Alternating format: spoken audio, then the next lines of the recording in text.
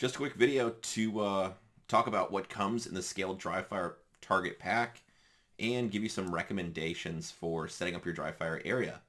Inside the pack or the kit comes with 3 sheets of cardboard like that are pre-cut.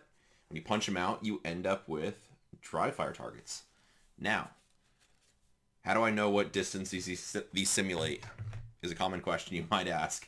So cleverly, there's a scale inside. So if you want to simulate specific distances, the explanation to do that is there for you. A few things that I think people miss when setting up their Dryfire area is they don't have anything set up in depth.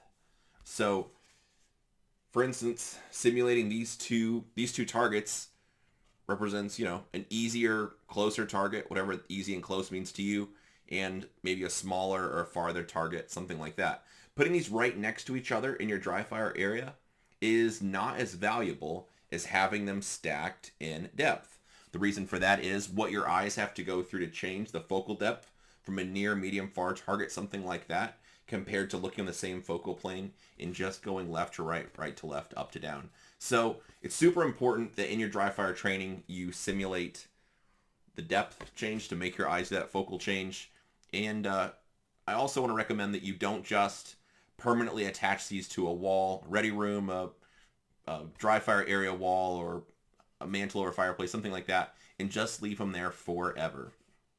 I think it's a really good idea to change up your Dryfire frequently, so I don't ever permanently attach mine. Something, depending on what your Dryfire area looks like, if you are having issues with focal depth or you don't have anything in the middle of the room, putting these on like a regular target stand or a lath for like you'd normally attach a target to works pretty well. That way you could prop those up in the middle of the room, or if you have a piece of furniture, couch, recliner, chair, something like that, coffee table. These are all things in my house that get used as Dryfire stands quite frequently. So again, whatever works best for you in your area, just to simulate different distances.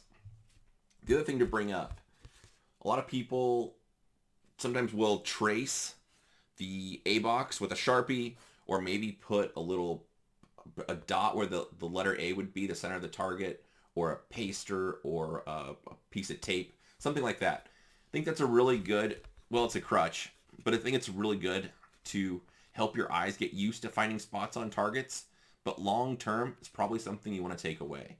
Maybe periodically throughout your training, it's something you'll put on for a short period of time.